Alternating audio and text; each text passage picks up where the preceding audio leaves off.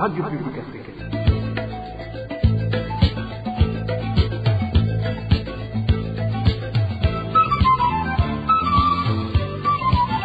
Radio Publique Africaine.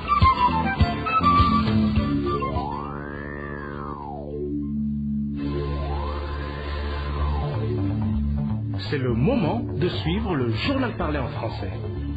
À la présentation, Josiane Mouzanez.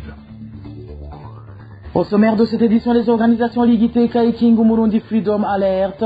Ces dernières dénoncent une violation flagrante des droits des Congolais réfugiés au Burundi et demandent à Gitega de ne pas prendre en otage ces Congolais qui veulent retourner dans leur pays natal.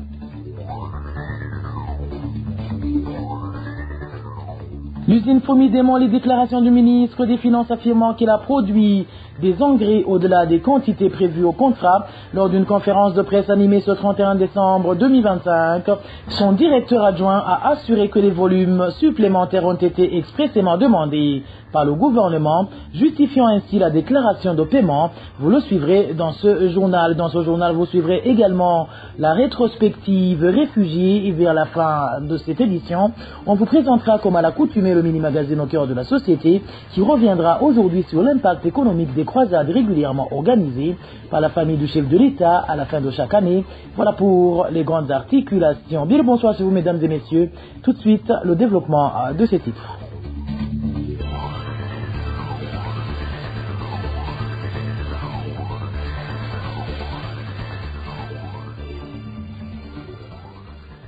Bonsoir. En Tanzanie, des réfugiés burundais installés dans la zone 13 du camp de Nyarugusu passent désormais leur nuit à la Belle Étoile. Leurs abris ont été démolis mardi, une opération menée par les autorités tanzaniennes pour forcer leur retour au Burundi. Ce démantèlement s'est poursuivi ce mercredi, suscitant une vive inquiétude parmi les déplacés qui affirment ne plus avoir ni refuge, ni accès aux services essentiels. Plus grave encore, même les 2 derniers centres de santé encore fonctionnels ont également été fermés. Les détails avec Eric Niyonzima.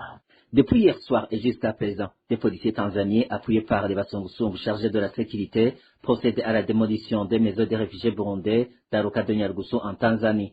Selon nos sources OCDDK, ces forces de sécurité accompagnées par des Basungusungu congolais ont poursuivi ce mercredi des distributions des habitations restantes dans la zone 13. Par ailleurs, les 2 habitants du cas où les réfugiés recevaient des soins ont été fermés. Depuis hier, aucun malade ne bénéficie d'un traitement, précise un réfugié du camp de Nyarugusu.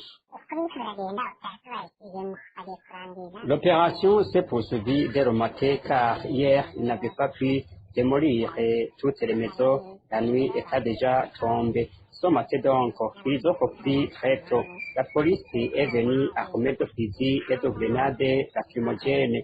Les jeunes Basungusungu étaient aussi présents, munis de machettes. Ils ont commencé à démolir, à la déstabiliser, même les réservoirs d'eau. Les hôpitaux des zones 10 et 8 ont été fermés depuis hier car ils ne sont plus à mesure d'accueillir les patients. Pour le moment, ces réfugiés n'ont plus de logement. Ils passent la nuit à même le sol devant les décombres de leur ancienne maison. Celles dont les maisons ont été démolies sont toujours là. On voit des femmes, des enfants, des personnes âgées assis devant les décombres de leur maison, sans rien à manger ni à boire, exposés à la pluie, qui les surprend sur place. C'est triste car personne ne les vient en aide et personne ne dit un mot pour eux. Les réfugiés burundais du cas de Nyarugusu lancent un appel présent à la communauté internationale afin qu'elle intervienne, estimant que la situation actuelle est à la fois triste et effrayante. Eric Niyonzima, je vous le disais en titre, le transfert des réfugiés congolais vers différents sites à l'intérieur du Burundi suscite de vives inquiétudes. Dans une déclaration rendue publique ce mercredi, les organisations Ligiteka et King Umurundi Freedom dénoncent des déplacements forcés alors que certaines de ces personnes souhaitent plutôt rentrer volontairement dans leur pays. Selon ces 2 organisations de défense des droits humains, le refus des autorités burundaises de permettre le retour volontaire de certains réfugiés congolais au profit de leur relocalisation contrainte ne constitue en rien une solution aux problèmes que traversent ces réfugiés. Les détails de ce communiqué avec Walter Cuizera. Les organisations de défense des droits de l'homme, Ligiteka et Kingu Murundi Freedom, s'inquiètent de la situation des réfugiés congolais au Burundi. Selon elles, l'arrivée massive de réfugiés civils et membres de groupes armés complique l'accès aux services de base que le gouvernement burundais et ses partenaires devraient leur fournir. Elles indiquent que la répartition des réfugiés dans différents sites, centres ou camps militaires, notamment le membre des groupes armés, suscite des inquiétudes et mérite un suivi rapproché. Ces organisations affirment avoir documenté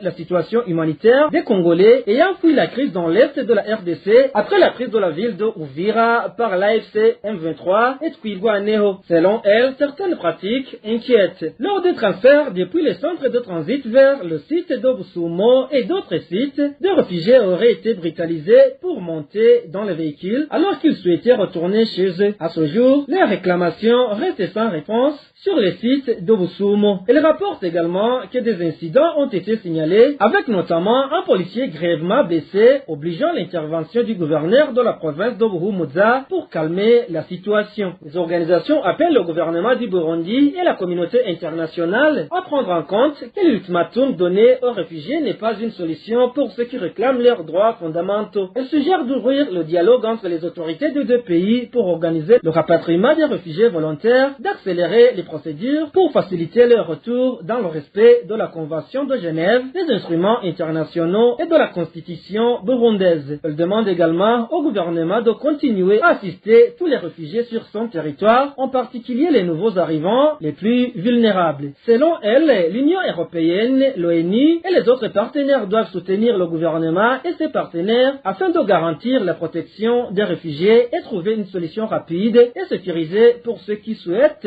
rentrer chez eux. Son communiqué est signé par Ancher Nikoyagidze, président de la Ligue ITK, et Vianney Nizigimana, président de King Umurundi Freedom.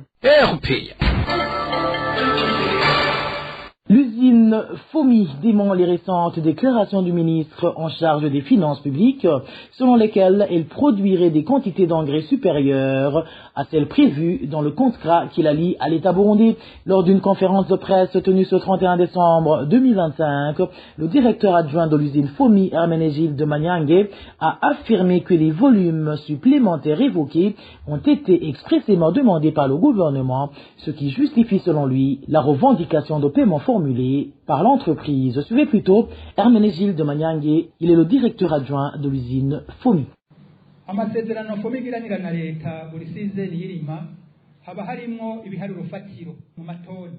Les conventions que la FOMI signe avec l'État à chaque saison agricole comportent des prévisions chiffrées indicatives exprimées en tonnes d'engrais nécessaires pour l'année réparties par saison culturelle. Toutefois, les quantités réelles d'engrais à produire ne sont connues qu'après que les agriculteurs ont versé les avances. Une fois ces paiements enregistrés, le ministère compétent centralise les données puis les transmet officiellement à la FOMI en tant que commande réelle qui constitue la base de la production. Il arrive très souvent que ces commandes effectives soient supérieures aux prévisions initiales, ce qui place la FOMI dans une situation difficile car elle n'y est pas toujours préparée à l'avance. Le ministère demande alors à la FOMI d'adapter sa production en fonction de ces nouveaux chiffres. C'est cette situation qui est parfois à l'origine de malentendus entre la FOMI et le ministère ayant l'agriculture dans ses attributions. Dans son contexte, les propos du ministre des Finances affirmant qu'il ne comprend pas la situation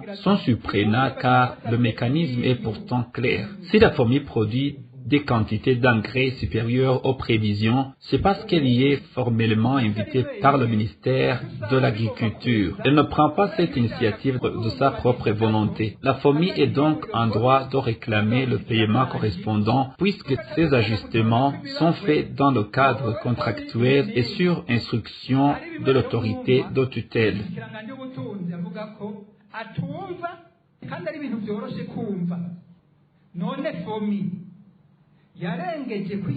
Concernant les plaintes de certains agriculteurs qui pensent que la FOMI leur a volé de l'argent, Hermenegilde Manyange fait savoir que cela est une diffamation vu qu'elle ne traite jamais avec les cultivateurs, étant donné que tout ce montant transite à la Banque centrale. Encore une fois, Hermenegilde Manyange, directeur adjoint de l'usine FOMI.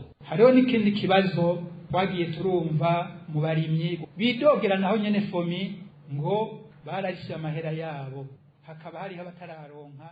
Il existe une autre préoccupation que nous avons entendue chez certains agriculteurs qui se plaignent de la FOMI. Ils disent avoir payé leur argent, mais ne pas encore avoir reçu des engrais. Certains vont jusqu'à se demander si la FOMI conserve leur argent sans livrer des engrais et d'autres l'accusent même de vol. Nous souhaitons informer les agriculteurs burundais que l'argent qu'ils versent, qu'il s'agisse de l'avance ou du solde, n'entre jamais dans les comptes de la FOMI. Ces fonds transitent par les institutions de microfinance pour être ensuite versés dans le compte du Trésor public ouvert à la Banque de la République du Burundi au nom du programme chargé de la gestion des engrais. Nous précisons également que les distributeurs d'engrais dans les différentes zones n'ont pas été désignés par la FOMI dès le départ. Ils ont été choisis par le ministère ayant l'agriculture dans ses attributions à travers ses services déconcentrés au niveau des provinces et des communes, en collaboration avec les autorités administratives locales.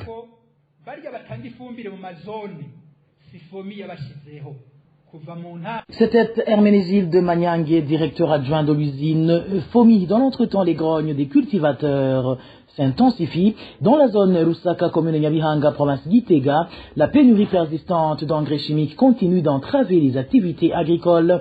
Certains agriculteurs affirment avoir déjà payé l'engrais depuis la saison culturale A, mais s'apprêtent à entamer la saison culturale B sans avoir reçu le moindre sac. Les détails avec Innocent Valentin Singilanga. Certains habitants de la zone de Lusaka, commune de Nyabihanga, province de Gitega, habituellement dépendants de l'agriculture et de l'élevage, signalent que leurs cultures dans les champs sont aujourd'hui en mauvais état, faute d'engrais chimiques.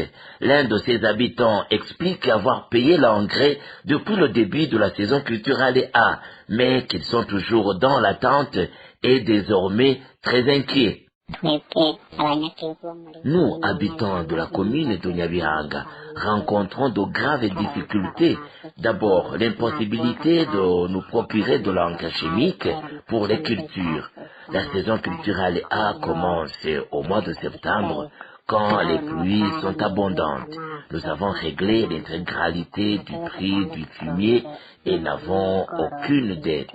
L'attente se prolonge, mais nous restons préoccupés. Il est vrai que nous, qui vivons déjà de l'agriculture et de l'élevage, sommes confrontés à des problèmes particuliers. Outre les pertes subies du fait de cette situation, ces agriculteurs de Lusaka s'interrogent sur leurs chances de récolte à la prochaine saison et demandent au ministre de l'Agriculture et de l'Élevage de sortir de son silence et de leur donner des explications. La saison culturelle B approche, mais serait-il possible de s'aimer également des haricots? Nous demandons au ministre de l'Agriculture et de l'Élevage de prendre la parole et de nous expliquer ce qui a mal tourné. À ce propos, nous n'avons pas pu joindre la ministre de l'Environnement, de l'Agriculture et de l'Élevage, Madame Kalini Barushimana, pour obtenir des éclaircissements. Innocent Valentin Singilanga, en page éducation, la Fédération nationale des syndicats du secteur de l'enseignement et de l'éducation du Burundi, FENASEB en sigle, regrette le retard dans l'affectation des enseignants recrutés au mois de septembre dernier. Antoine Manouma, président de la FENASEB, indique que même si l'effectif des enseignants nouvellement engagés n'est pas du tout suffisant, le rentrée en fonction pourrait alléger un peu au moment où l'on observe des cas de désertion et de départ en retraite. Suivez plutôt Antoine Manouma, président de la FENASEB. La pénurie d'enseignants ne cesse de s'aggraver suite au départ à retraite et aux désertions. Dans la seule province de Burunga, il a été enregistré plus de 200 départs au cours du premier trimestre de l'année scolaire 2025-2026 en cours. Dans d'autres provinces, les cas d'abandon de service connaissent également un rythme accéléré et ne sont pas remplacés. On rapporte que dans certains coins du pays, les nouveaux enseignants qui ont réussi le concours de recrutement n'ont pas encore été affectés. Même si leur effectif s'avère insuffisant, la situation serait atténuée. Le constat en est que le premier trimestre s'est achevé alors que certains enfants ont été privés des apprentissages ou ont bénéficié des apprentissages lacunaires. Le deuxième trimestre risque de se dérouler dans le même contexte.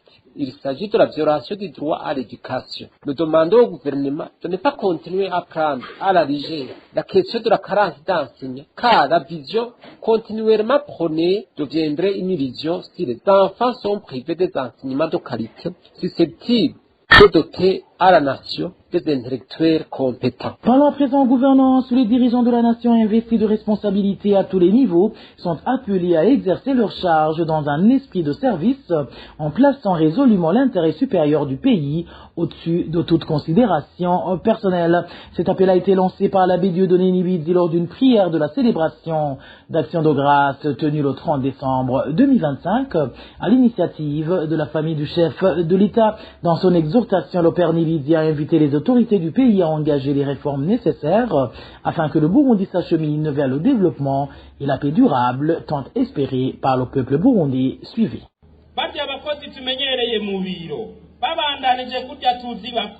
Depuis longtemps, nous voyons certains agents publics continuer à profiter indûment de leurs fonctions comme si de rien n'était. Pensez-vous vraiment que cela puisse durer? On dit même que certains ne pensent plus qu'à traire le pays. Cette expression fait honte, elle fait mal. Considérer la nation comme une vache à traire sans se demander si elle a encore de la force de produire, ni si elle n'est pas déjà épuisée. À ce rythme, le jour où elle ne pourra plus rien donner, nous serons nombreux à souffrir et les plus faibles auront disparu depuis longtemps. Avant toute chose, pensons au pays avant de penser à nous-mêmes et à nos familles. Je sais que ce changement n'est pas facile, mais il est nécessaire. Mettons le pays en premier, qu'il devienne notre référence commune. Viendront la famille et le reste. C'est ainsi que d'autres nations ont progressé. D'abord la nation et chacun y trouve sa place.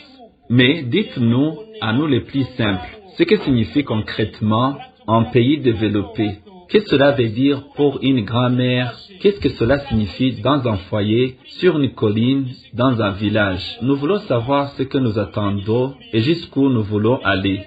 Si Dieu nous accorde encore du temps, que ce soit pour nous corriger, pour apprendre à vivre ensemble, pour apprendre à écouter les autres, ouvrons les yeux pour voir clair. Appelons le mal par son nom. Appelons l'injustice par son nom. Respectons ce qui appartient aux autres. Cessons de détourner le regard pour ne pas voir plus loin, car tout ce que nous faisons aujourd'hui prépare notre avenir. Le pays que Dieu nous a confié, nous sommes en train de le détériorer nous-mêmes. Des changements sont nécessaires et très urgents.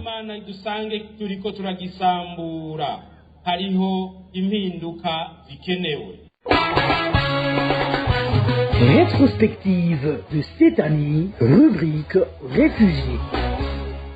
Le retrait du statut de réfugié aux Burundais vivant dans les constitués en Tanzanie, ainsi que l'intensification de diverses persécutions dans le but de contraindre ces exilés burundais à se rapatrier, tels sont les quelques points saillants ayant marqué l'actualité des réfugiés au cours de cette année qui touche presque à sa fin. À cela s'ajoute le flux massif de réfugiés congolais ayant fui les combats entre l'armée régulière et les rebelles du M23, des réfugiés qui vivent dans des conditions inhumaines. La rétrospective de la rubrique réfugiés avec Elvis Niomungere. Au camp des réfugiés burundais de Nyarugusu et Ndota, situé en Tanzanie, l'année 2025 a commencé avec des sensibilisations répétitives et au rapatriement qualifié de volontaires par les responsables de ce cas et le gouvernement tanzanien. Les réfugiés burundais, eux, dénoncent un rapatriement forcé, rappelant que les causes de l'exil au Burundi ne sont pas résolues. Face au refus des réfugiés de rentrer au rythme voulu par le gouvernement tanzanien, les persécutions, pressions, intimidations et autres mesures sévères ont pris une ampleur alarmante. Des assassinats et des arrestations massives ont été signalés à Nyarugusu. À titre d'exemple, le 29 avril, les policiers ont saisi les marchandises de valeur des réfugiés. Ce jour-là, des assassinats ont été enregistrés et plusieurs personnes arrêtées. Le camp de Ndota n'a pas été épargné avec des cas de disparition forcée constatés. Les personnes arrivées restent introuvables sauf en certainement Yakiza Nestor, employé de MSF Suisse en Tanzanie. Il a été enlevé le 9 avril. Il est actuellement incarcéré à Tabora. L'accès aux soins a été limité. Plusieurs structures de santé et a été fermé dans ces deux cas. Quand même, de nombreuses écoles ont fermé et les élèves du primaire comme ceux du secondaire ont été regroupés dans de petites salles de classe. Les réfugiés dont les maisons ont été détruites par des intempéries ou à cause de la vétusté n'ont plus le droit de les reconstruire. En décembre, la Tanzanie a annoncé son intention de retirer le statut de réfugié au Burundi vivant dans ce camp après juillet 2026. La décision a été prise le 26 novembre à Dar es Salaam lors d'une réunion tripartite réunissant le gouvernement tanzanien, le gouvernement burundais et le Haut Commissariat des Nations Unies pour les réfugiés HCR. La 26e réunion de la commission tripartite sur le rapatriement des réfugiés burundais tenue le 28 novembre 2025 a fixé le rythme des retours volontaires à 3000 personnes par semaine. Au cas de l'Utah, au cours d'une réunion du 23 décembre, le responsable du cas a signifié aux réfugiés burundais qu'après l'Utah les accordé pour les préparatifs du retour dans leur pays natal, les maisons seront démolies. Au cas de Nyarugusu, plus de 1000 maisons ont été démolies ce mardi, le 30 décembre. Cela a été fait dans le cadre du rapatriement forcé de ces réfugiés burundais. Dans les autres pays de l'Afrique de l'Est, comme le Rwanda, l'Ouganda et le Kenya et la RDC, la vie des réfugiés burundais devient de plus en plus difficile. Beaucoup ne bénéficient plus de l'aide des organisations humanitaires depuis le programme de catégorisation des réfugiés. Cependant, les réfugiés du Kaduna Kibale en Ouganda ne connaissent pas le manque d'eau potable comme auparavant grâce à l'installation d'addiction dans plusieurs zones du camp. De l'autre côté, les réfugiés burundais se trouvant en République démocratique du Congo ont vécu au cours de cette année 2025 des moments difficiles, plusieurs mois passés sans qu'ils bénéficient aucune aide alimentaire. L'année 2025 a également été marquée par l'afflux de réfugiés congolais au Burundi. En avril, le HCR a indiqué que plus de 71 000 Congolais ont trouvé refuge au Burundi depuis janvier, dont près de 16 000 au cas de Musenyi à Rutana, conçu pour 3 000 personnes seulement. À la mi-décembre, son nombre avait doublé à près de 76 000 à raison des combats entre les forces armées de la RDC et le groupe rebelle M23. Ces réfugiés vivent dans des conditions précaires malgré l'aide du HCR confrontés au manque de nourriture et aux maladies, notamment une épidémie de choléra. En décembre, cette épidémie a déjà fait près de 12 morts et touché plus de 300 personnes dans différents sites de transit situés en Ndava, Rumonge et Chishemere. La représentante résidente de l'ONU au Burundi, Violette Kenyana Kachomia, a déclaré le 19 décembre que plus de 33 millions de dollars américains sont nécessaires pour assurer une prise en charge adéquate de ces milliers de réfugiés congolais arrivés au Burundi en décembre 2025. Place maintenant au mini-magazine au cœur de la société. Dans l'édition d'aujourd'hui, nous revenons sur les croisades régulièrement organisées par la famille du chef de l'État à la fin de chaque année, des prières considérées comme obligatoires pour les hauts cadres et responsables de l'État au cœur de la société, vous est présenté par Pierre Garoung. Au cœur de la société. Au cœur de la société est une émission préparée en synergie par les radios Inzamba Agateka Kawe, Radio RPA Idouya Nyagihugu, ainsi que la radio-télévision Renaissance. Depuis un certain temps, chaque fin d'année, la famille du chef de l'État, Évariste Ndayishimiye, et auparavant celle de Pierre Nkurunziza, organise des rassemblements de prières présentés comme des moments de remerciement à Dieu pour les bienfaits reçus au cours de l'année écoulée. Cette pratique se poursuit encore aujourd'hui. Cependant, de nombreux citoyens estiment que ces prières n'apportent aucun bénéfice réel au pays, d'autant plus que diverses formes de violence et de mauvaises pratiques continuent d'être observées, y compris parmi ceux qui participent à ces rassemblements religieux.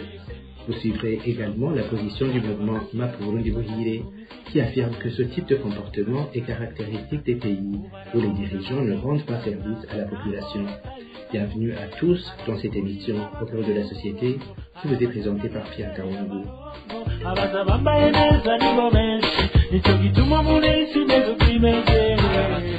Chaque année, à la fin de l'année, la famille présidentielle organise une semaine de prière pour remercier le Tout-Puissant d'avoir permis de clôturer l'année dans de bonnes conditions. Cependant, dans différents coins du pays, la population estime que les autorités burundaises devraient davantage se préoccuper du bien-être du peuple au lieu de se réfugier uniquement dans la prière. Dans ces genres de croisades, moi je les observe et moi je les déteste.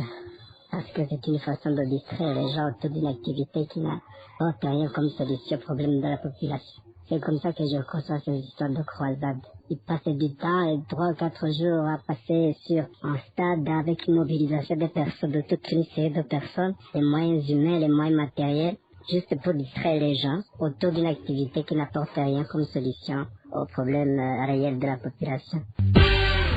Les croisades organisées par des familles présidentielles depuis le régime de DFDD, surtout vers la fin de chaque année, n'ont aucun apport. C'est pour distraire surtout la population. C'est pour la malversation économique parce qu'on a les carburants, les frais de mission. Ces croisades n'ont aucun apport économique ou bien social pour le pays. Sous le régime du président Nkurunziza, on avait d'habitude d'organiser une croisade qui dure entre 3 et 4 jours, et tous les autorités administratives doivent participer dans ces rencontres. Par ailleurs, au cas où si on avait besoin d'un document administratif, on n'a pas à avoir parce que les autorités signataires étaient présents dans cette croisade. Nous demandons que ce comportement soit arrêté, parce que ça n'a aucune importance pour le peuple burundais, un peuple affamé, un peuple qui continue jeunesse sans emploi, une jeunesse sans espoir. Donc, cette histoire de croisade, c'est une autre façon d'ouvrir le trésor public parce que ça coûte énormément cher, compte tenu du budget d'organisation. Qu'on ne fasse plus ce genre de croisade, ça n'a aucune importance pour le peuple burundais. Ils se sont entretenus avec notre collègue Désiré Hatungimana de la radio RPA. Ces croisades organisées par le gouvernement du Burundi ou par le parti CNDD-FDD ont pour objectif de montrer aux citoyens qu'il y a des raisons de remercier Dieu alors que le gouvernement a échoué à apporter des solutions aux problèmes majeurs qui accablent les Burundais. C'est ce qu'affirme le mouvement MAP Burundi Buhire. Selon Emery Pacifique Igiraneza, son président, ce comportement se manifeste dans des administrations publiques et autoritaires qui ne servent en rien les citoyens. C'est un comportement d'un régime en décadence, un régime qui n'est plus capable de gouverner. Nous voyons des dirigeants, effectivement, qui organisent des croisades religieuses, une action qui n'est pas mandatée. Il n'est pas dans la constitution du Burundi. C'est d'ailleurs contre cette même constitution, le gouvernement est mandaté pour mettre en application leur politique de promesses, les promesses qu'ils ont données aux votants. Mais nous savons qu'ils n'ont pas vraiment gagné les élections, donc ils s'en foutent de ce qui se passe. Ils ne se soucient pas du temps perdu par un citoyen qui cherche des services lorsqu'ils sont dans ces croisades. Donc, pour nous, au MAP Burundi Buhire, nous voyons que c'est une façon de camoufler les choses qui vont très mal, c'est-à-dire leur défaillance, leur défaite politique, pour qu'ils puissent montrer que ce n'est pas vraiment la cause n'émane pas d'eux, que c'est plutôt Dieu qui peut faire du bien ou du mal. Donc qu'il faut implorer ce Dieu, qu'il faut prendre du temps pour venir prier pour que la situation s'améliore au Burundi. Mais ça vraiment c'est l'échappatoire d'un faible. Nous savons très bien que les gouvernements ont les responsabilités de donner des services et de les donner à un standard acceptable.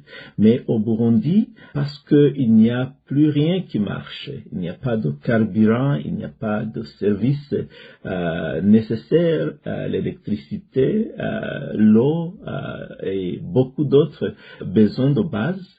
Donc, pour le gouvernement, il camoufle et montre qu'il faut implorer le tout-puissant Dieu pour que la situation s'améliore au Burundi et remercier Dieu en chantant pour ce qu'il a fait, et ce qu'il a fait, ils aiment dire qu'ils ont la sécurité, mais nous savons que dans le cœur de Burundais, il n'y a pas de sécurité.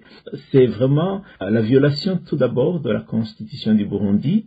Deuxièmement, c'est une façon même de remplacer les responsables religieux parce que nous les voyons invités dans ces meetings, alors que c'était eux qui devraient, si meeting il y a besoin, de les organiser et inviter les responsables du gouvernement. Emery Pacifique Igilaneza appelle les Burundais dans toute leur diversité à se lever et à s'opposer au gouvernement du CNDD-FDD qui continue de leur tourner le dos alors que les citoyens sont les véritables propriétaires du pays. Écoutons-le encore. La population burundaise qui doit se lever comme un seul homme et effectivement montrer à ce gouvernement, à ce parti politique qu'ils ne sont vraiment pas contents des résultats qu'ils produisent, qu'il faut les remplacer tout simplement parce qu'ils ne sont pas à mesure de gouverner en se basant sur des faits réels de la faiblesse de ce gouvernement, la faiblesse en gestion de la chose de l'État. Donc, la population a la responsabilité de refuser d'être traînée dans des croisades religieuses organisées par les leaders politiques qui avaient un autre mandat, un mandat de gouverner, un mandat de développer le pays et de produire des services qui sont nécessaires et à un niveau acceptable aux membres du public. Chez nous, au MAP Burundi Buhire, nous aimerions voir la population du Burundi cette fois-ci refuser d'être traînée et de suivre ce mouvement pour le gouvernement et pour le CNDD-FDD. C'est une assurance que la population est derrière eux, mais derrière eux dans une chose vraiment banale, une chose qui est organisée pour masquer, pour tromper, pour en fait mentir sur ce qui se passe réellement, parce que si le pays ne va pas ou va mal, c'est le CNDD-FDD qui devrait répondre, ce n'est pas Dieu qui devrait répondre à l'échec du gouvernement actuel. Notre invité a été joint par notre collègue Bertrand Gendakurio de la radio Inzamba. C'est ici que nous mettons un point final à cette émission. Merci à toutes et à tous de nous avoir suivis. Prochain rendez-vous la semaine prochaine. Nous serons déjà en 2026. Nous vous souhaitons beaucoup de succès, de bonnes fêtes, ainsi qu'une nouvelle année pleine de bénédictions. À la prochaine. C'était l'émission Au cœur de la société. Et voilà, mes fidèles de la RPA, c'est par ici que prend fin le journal en français de ce mercredi 31 décembre 2025, qui est d'ailleurs le dernier vous présenté cette année. Merci pour votre aimable écoute. Merci également aux équipes rédactionnelles et techniques pour leur franche et parfaite collaboration. À la présentation de ce journal, vous étiez avec Josiane Muzaneza. Bonne Saint-Sylvestre à toutes et à tous. Au revoir.